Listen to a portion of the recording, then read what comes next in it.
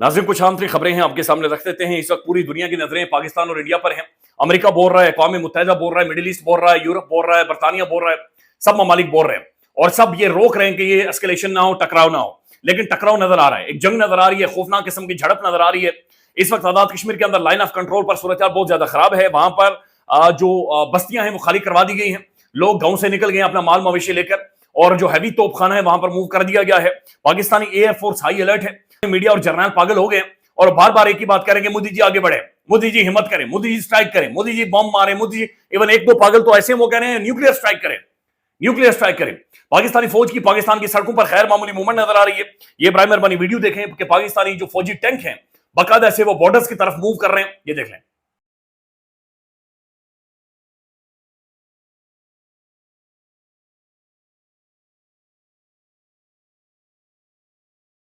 नाज़रीन, पहलगाम वाकये की एफआईआर भी काट दी गई है और बोगस किस्म की एफआईआर है।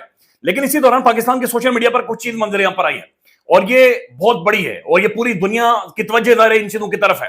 देखिए, जंग का मतलब यह है कि हथियार, लड़ाई, टकराव। और मैं पहले आपको यह बता दूं कि हमारा जो इदारा है या मैं हूं, हम वॉर मॉन्गर्स नहीं है। हमारी कोई एडिटोरियल पॉलिसी वॉर मॉन्गरिंग या जंग के हवाले से नहीं है। हम ये समझते हैं कि जंग मसले का हल नहीं है, जंग सोल्यूशन नहीं है। दहशतगर्दी है, चाहे इंडिया हो, पाकिस्तान हो, पहलगाम हो, जाफर एक्सप्रेस हो। दहशतगर्द किसी बॉर्डर से ताल्लुक नहीं रखता, दहशतगर्द का कोई मजहब नहीं होता। लेकिन राइट टू डिफेंस होना चाहिए। राइट टू डिफेंस है। जिस तरीके से पहलगाम वाकया हुआ है, हम सबके सीने छलनी है। वो एक टूरिस्ट डेस्टिनेशन है।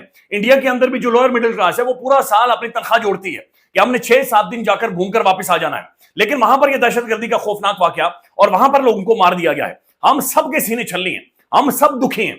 लेकिन उसके बाद जिस तरीके से बिहार के अंदर नरेंद्र मोदी, जो कि गुजरात का कसाई है, एक सर्टिफाइड गुंडा है, ये बदमाश है, ये पागल बंदा, ये साइकोपैथ है, ये मेंटली डिस्टर्ब है, ये मरवाएगा लोगों को, ना इसकी बीवी है ना बच्चा है, ये दुनिया को वल्नरेबल कर देता है, इस पूरे खित्ते को ये बंदा वल्नरेबल कर देता है। लिहाजा जिस तरह की वो स्टेटमेंट दे रहा है, इंडियन जर्नल स्टेटमेंट दे रहे हैं, राइट टू डिफेंस पाकिस्तान के पास है और पाकिस्तान हमेशा डिफेंस कर रहा है। और फिर ये सिर्फ डिफेंस नहीं होगा, फिर ये पटकार निकलेंगे। इससे पहले आपको याद होगा इमरान खान के दौर में मुच्छड़ को बड़ी एक बैनुल अक़वामी डिप्लोमेसी और शटल डिप्लोमेसी और बैकडोर डिप्लोमेसी हुई थी। उसके बाद मुच्छड़ को छोड़ा गया था। इस दफा शायद ना छोड़ा जाएगा। नाज़रीन, पाकिस्तानी जो मिलिट्री से ताल्लुक रखने वाले मुख्तलिफ जो सोशल मीडिया अकाउंट्स हैं, उन्होंने एक तस्वीर जारी की है और इस तस्वीर ने हक्का बक्का करके रख दिया इंडियन एयरफोर्स को। यह तस्वीर है GF-17 ब्लॉक 3। यह नया तैयारा है और इसकी तस्वीर जारी की गई है। इसके अंदर जो मिसाइल सिस्टम फिट है यह PL-15 है। इससे पहले PL-12 था जो JF-17 के साथ जो मिसाइल सिस्टम मौजूद होता था। अब चूंकि हथियारों के बारे में इतनी डिटेल्स हमारे पास नहीं है, लेकिन जो मुख्तलिफ जो इदारे क्लेम कर रहे हैं, शख्सियात क्लेम कर रही है, डिफेंस के लोग क्लेम कर रहे हैं, वो ये कह रहे हैं कि बुनियादी तौर पर ये वो मिसाइल सिस्टम है कि जो बियॉन्ड विजुअल रेंज मार सकता है। बियॉन्ड विजुअल रेंज यानी जब तैयारे हवा में आ जाते हैं, कन्फ्रंट करते हैं, एक दूसरे के आमने सामने आते हैं, तो एक मखसूस किस्म की रेंज है, उस रेंज में आप अटैक करते हैं। यानी आप देख सकते हैं या फिर आप सिग्नल लेते हैं और फिर आप स्ट्राइक करते हैं, अटैक करते हैं। अब ये जो जेट है, जंगी जहाज है, ये बियॉन्ड विजुअल रेंज मार करने वाला है। ये तकरीबन 200 से 300 किलोमीटर की रेंज तक मार सकता है। 200 से 300 किलोमीटर। और 200 से 300 किलोमीटर का मतलब यह है कि आधा इंडिया खत्म, फिर आधे इंडिया तक। यानी अगर इंडिया कोई ऐसी इंडियन एयरफोर्स शरारत भी करती है या किसी भी टाइम पर, जिस तरह इससे पहले पेलोड इन्होंने गिराया था और हमारे जो दरख्त थे और एक कब्बे को मारकर ही चले गए थे, अगर इस तरह की भी कोई नौटंकी इंडियन एयरफोर्स करती है तो फिर उनको पीछे से मारा जाएगा और ये पीछे से 200 से 300 किलोमीटर तक उनका पीछा किया जाएगा। और बहुत सारी जो इंडियन एयरफोर्स का जो मराकज हैं वो भी इस रेंज के अंदर आते हैं, लिहाजा वो भी किसी भी लम्हे टारगेट हो सकते हैं। अब नाज़रीन, इंडियन जर्नल बैकफुट पर जा रहे हैं अचानक से। ये स्टेटमेंट एक आई है और ये छपी है। ये इंडियन साबिक जो भारतीय लेफ्टिनेंट जनरल हैं, उनकी ये स्टेटमेंट है कि जंग हुई तो पाकिस्तान से बहुत मार पड़ेगी, पाकिस्तान मारेगा, पटकार मारेगा।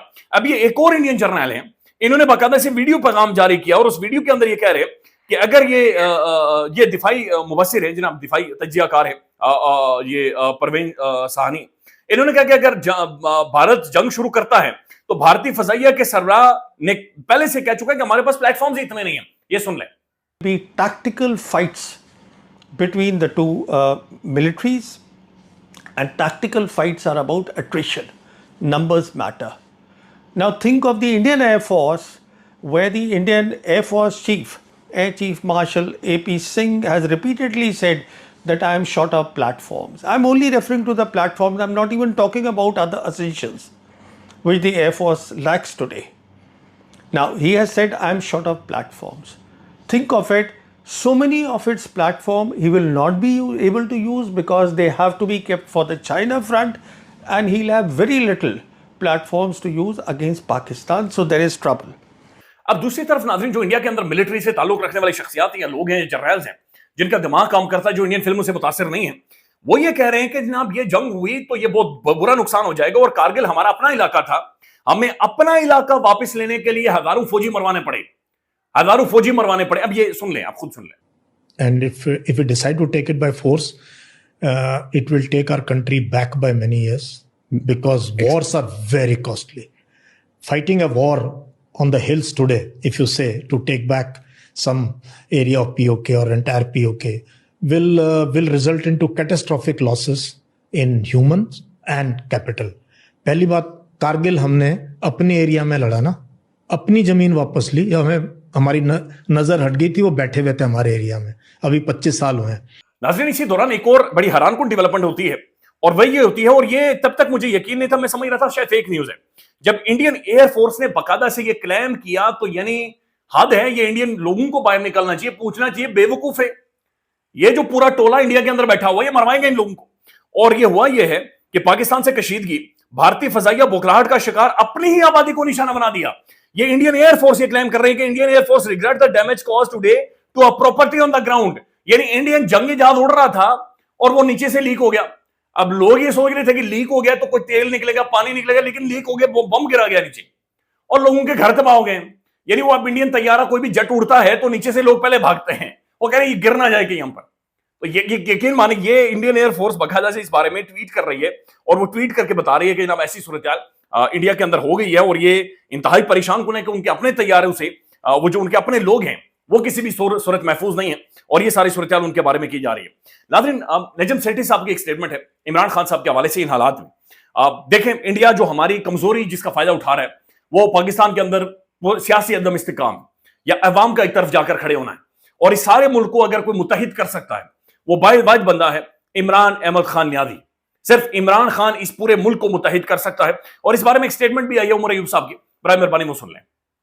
ये लोग खुद जाके वजीर आज़म इमरान खान साहब को कहेंगे, हालात और वाकयात मुल्क में ऐसे होंगे कि आप आके मुल्क को नेशनल कोहीजन, नेशनल यूनिटी की तरफ, ये लोग एज जो इस वक्त हुकूमत में है जी, सारे एस्टैब्लिशमेंट हुकूमत के पीछे भी है सब।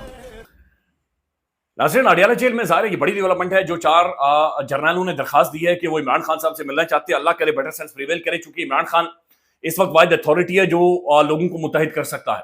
नजम सेठी साहब ने रात को अपने प्रोग्राम में कहा कि अगर जर्नल मिल जाते हैं या खान से मिलने की इजाजत हो जाती है तो फिर समझ जाए काम हो गया है, अगर नहीं मिलने की इजाजत होती फिर भी समझ जाए कि काम हो गया है। सेठी साहब को सुन लें। मेरा मौक़िफ़ यही है कि इनको इकट्ठा किया गया और कहा गया कि जाएं आप समझाएं, क्योंकि इनको इजाज़त नहीं मिल सकती, बिकॉज फैमिली को नहीं पूरी को मिल रही, राजा को नहीं मिल रही, तो इनको कैसे जाने देंगे। तो इसीलिए फिर ये गए अदालत के पास। मैं आपको बड़ी सीधी सी बात बता दूं, अगर अदालत इनको इजाज़त दे देती है तो समझे समझ गए समझ गए, अगर अदालत नहीं देती तो समझे समझ गए।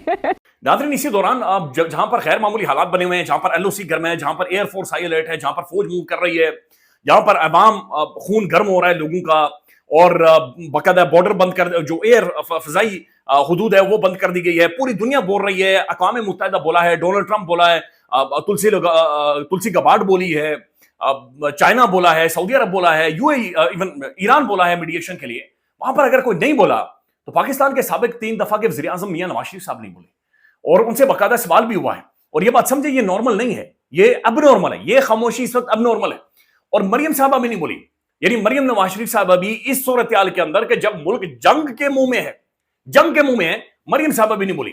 और शहबाज शरीफ साहब जो बोले हैं वो भी ये बोले हैं कि PM says Pakistan opens to a neutral transparent probe into the Pahalgam attack. Shahbaz Sharif साहब ने यह कह दिया कि हम ओपन हैं एक न्यूट्रल ट्रांसपेरेंट प्रोब के लिए। अब उन पर तनकीद भी हो रही है शहबाज साहब पर सख्त तरीन, और कुछ लोग ये कह रहे बुज़दिल हैं, कोवर्ड हैं, डर गए हैं, सहम गए। मेरे ख्याल में इमरान खान साहब ने भी उस वक्त कहा था कि आप ट्रांसपेरेंट एक इंक्वायरी करवा लें। हालात डिफरेंट जरूर हैं, लेकिन पाकिस्तान को पीछे हटना नहीं चाहिए अगर किसी भी तरह की एक आलमी इन्वेस्टिगेशन होती है। इसके ऊपर उमर अयूब साहब ने भी जवाब दिया है, और उन्होंने सख्त तरीन जवाब दिया। उन्होंने कहा जनाब जब तगड़ा पड़ोसी हो तो शहबाज शरीफ नीचे गिर जाता है और ये मिन्नतें करना शुरू कर देता है। उन्होंने कहा शेम ऑन यू, तुम्हें शर्म आनी चाहिए, शहबाज शरीफ साहब को उन्होंने कहा कि पाकिस्तान की तारीख में 16 दिसंबर 1971 एक ब्लैक डे था, लेकिन आज एक और ब्लैक डे है कि शहबाज शरीफ हाथ खड़े कर गया इंडिया के सामने। तो बतौर एन अपोजिशन लीडर सख्त तरीन तनकीद उन्होंने की है।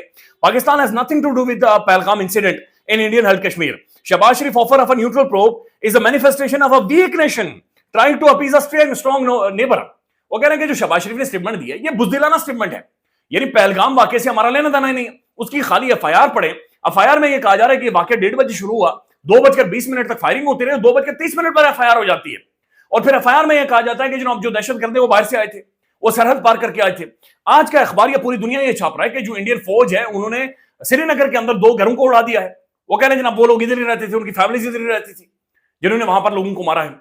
लेकिन शहबाज शरीफ साहब ये कह रहे हैं अब नहीं, आप इसके ऊपर न्यूट्रल प्रोब करवाएं और हम उसके लिए तैयार हैं। At the end of the day Shahbaz Sharif has proven without a shadow of the doubt that he and his installed regime are a bunch of a yellow bellied cowards। ये बुज़दिल हैं, ये ठग हैं, और ये बड़ी सख्त स्टेटमेंट है जो कि उन्होंने दी है। और पाकिस्तान के सोशल मीडिया पर नाज़रीन मैसिवली जो सवालात उठ रहे हैं वो सवालात इस हवाले से हैं कि मियां नवाज शरीफ साहब और मरियम साहबा क्यों इस वक्त खामोश हैं और वो क्यों इस वक्त बोल नहीं रही। नाज़रीन सूरत हाल खराब है और खबर सिर्फ एक ही है जो पाकिस्तान और इंडिया की सूरत हाल है। मज़ीद आपको अपडेट करेंगे, ख्याल रखिएगा, अल्लाह हाफिज़। पाकिस्तान में इस वक्त सबसे बड़ा मसला बोलने का है। पाकिस्तान में बोलने नहीं दिया जाता, जुबानें खींच ली जाती हैं, डर है, खौफ है, टेरर है। पाकिस्तान का मीडिया मुकम्मल तौर पर कंट्रोल्ड है, वेल मैनेज्ड है, एक मैसिव सेंसरशिप है।